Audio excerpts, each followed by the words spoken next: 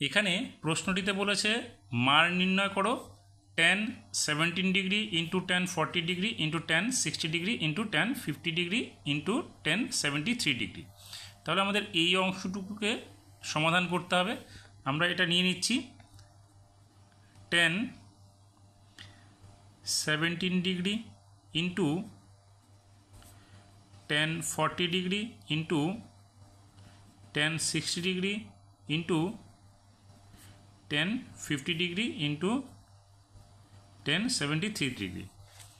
এখন আমরা যদি দেখি, দেখো 17 ডিগ্রি আর 73 ডিগ্রির সঙ্গে দুটো যোগ করলে আমরা 90 ডিগ্রি পেয়ে যাব। অর্থাৎ এই দুটোর মধ্যে একটাকে পরিবর্তন করতে হবে, পুরোক্ষণে ভাঙলে আমরা সেটা দুটো একই মান পেয়ে যাব। অর্থাৎ tan 70 ডিগ্রি আর এটাকে যদি আমরা 17-এ নিয়ে আসি তাহলে এটা হয়ে যাবে cot 17 ডিগ্রি।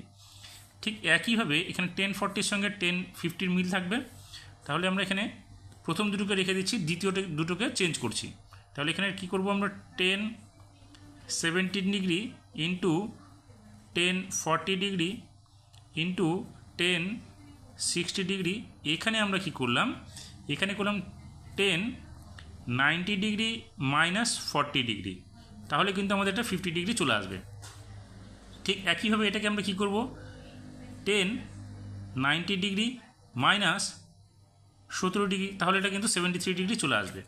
তাহলে এক্ষেত্রে কী হবে, tan 17 degree into tan 40 degree into tan 60 degree into, দেখো tan 90 ডিগ্রি মাইনাস থিটা যদি ধরি তাহলে এটা cot থিটা হবে। অর্থাৎ এখানে হবে cot 40 ডিগ্রি ইন্টু এখানে কী হবে, tan 90 ডিগ্রি মাইনাস থিটা যদি ধরি তাহলে এটা cot থিটা। অর্থাৎ এখানে কী হবে, cot 17 ডিগ্রি। এখন আমরা এই tan 17 এবং cot 17টাকে নিয়ে আসছি এক জায়গায়।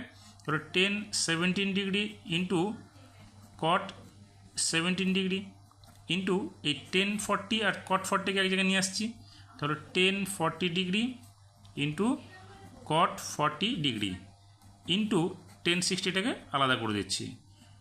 এবার দেখো আমরা কি জানি, tan theta into cot theta মানে 1, তার মানে tan 17 degree into cot 17 degree মানে হচ্ছে এখানে 1 পেয়ে যাবো আমরা। ঠিক একইভাবে tan 40 ডিগ্রি ইন্টু cot 40 ডিগ্রিটাকে 1 পেয়ে যাবো। তাহলে এখানে লিখবো 1 ইন্টু tan 60-র মান কত জানি আমরা, √3। তাহলে এখানে হবে √3। তাহলে পুরোটা গুণ করলে কী আসবে, দেখো আমরা পেয়ে যাবো √3। তার মানে আমাদের যে এখানে প্রশ্নটা দিয়েছে তার প্রশ্নটার মান কত হবে, √3।